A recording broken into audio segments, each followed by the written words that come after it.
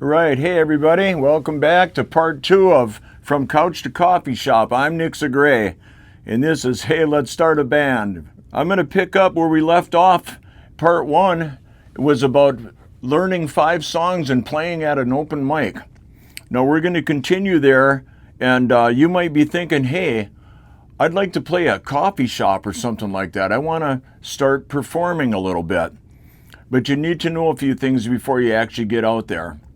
So we need to build a set. You need to build one full set, like an hour-long set. So you already know how to learn 5 songs, and you've already performed in front of a few people at some open mics. So you just do this, you just repeat that step. Now I have 10 songs, now I have 15 songs, and you can continue playing at open mics just for practice getting up in front of people.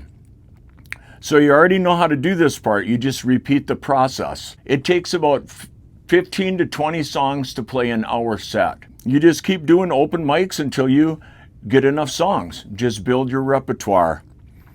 Okay, the next thing you need to do, and this is sort of an assignment, is go to a coffee shop, but not as a performer. Just go there as a coffee shop customer and grab yourself a cup of coffee, sit down and relax and just take in the environment. Look around and say, what's everybody doing? Well, this place is pretty chill.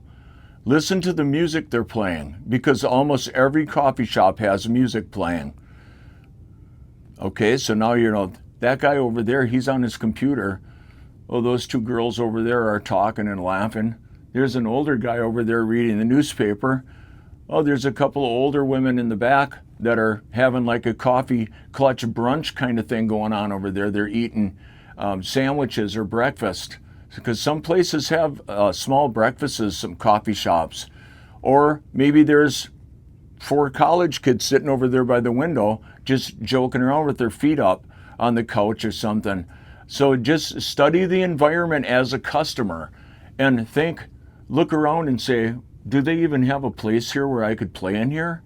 Do they even have live music? The first coffee shop I played at was in my hometown of about 5,000 people, and they did not have live music. But I just went up to the owner one day and I said, hey, do you ever have live music in here? And she said, no, we don't, but we've been thinking about it. And so I had some songs online on Facebook or something like that I shared, and she liked it, and she said, yeah, let's set something up. So I went down there, and really you're just talk to the person. They're just people, and build a relationship with them. Be friends with them. Be friendly with them and be friends with them. Okay, so now they say, yeah, we're going to do it. And you're getting an idea, by studying the room, you're getting an idea of the atmosphere, and you understand right away, would my music work in here?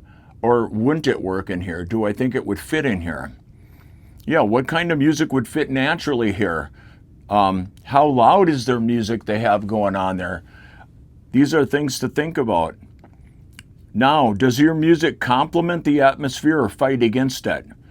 This is something really important. Pay attention to this. You don't want to be a disturbance. You want to be a complement to what's already happening there. The venue owners, they spent a lot of time planning out their venue and the atmosphere they want to create for their customers. They know in their mind what I want to do here. I want people to come here and relax, or they want it to be kind of upbeat for younger college age people, depending on where it is. It could be right downtown on the main street in a college town. And then the vibes are going to be different than like the place I played at first. But just be aware of those things. Now you have to look at it from the owner's perspective. The coffee shop belongs to somebody. These are real people that have a business, and they're looking for things that create value for their customers. They're in business for the customers. And you, as a performer, are part of that hospitality industry in this situation for sure. So when you play there, they're looking at you like, does this create value for my customer? Does it increase the ambience and make it more valuable to these people that are here, my customers? Or is it kind of obnoxious in the corner? Is it worth having it or not worth having it? If they look at you and they say, or they're listening, or they say they're talking at the bar trying to serve drinks and you're too loud, then they're going to be like, sorry, I didn't hear that, right? And they're going to be looking over at you. And if the venue owner has to come over and tell you to turn down, just turn down right away, okay? Those are the kind of things you need to be aware of the venue. And a musician can be really talented and still not fit the room. I've already had people ask me to play at a wedding, and they liked what I did. But I said, no, I said I would play for like a cocktail hour while people are coming in and getting drinks and waiting for the dinner to be served. And I'll be like the guy in the corner that plays. I played soft folk rock, kind of easy listening 70s kind of stuff, like Gordon Lightfoot, Neil Young, stuff like that. And I just felt like a wedding, they want to dance, they want to celebrate. And my music would not do that. It would not fit. So I said, I'll tell you what, I'll play for the dinner while you guys are eating in this cocktail hour if you want. And then, but I said, I recommend you would hire a DJ. Well, okay, I could have just said, yeah, I'll do it, and charged them more than I normally would, because people charge quite a bit for weddings. But it wouldn't have been satisfying to the client. They would have been disappointed. Nobody's dancing.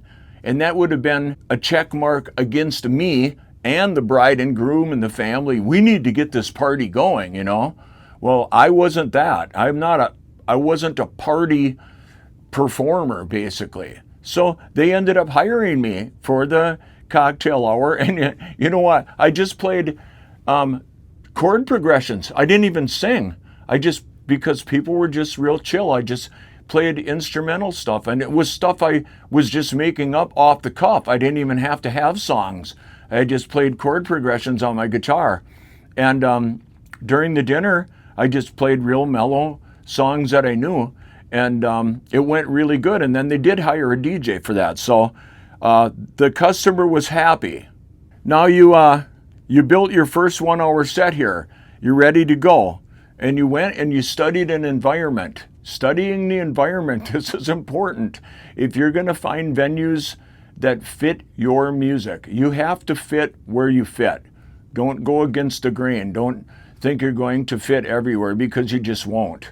Okay, now the next step is you're going to need some basic equipment for your first coffee shop gig. You can't just walk in there with nothing. So, and you're going to need a simple promo photo or poster for the venue. So that's what we'll be talking about in part 3. So I'm Nixa Gray, and I'll see you next time on Hey, Let's Start a Band.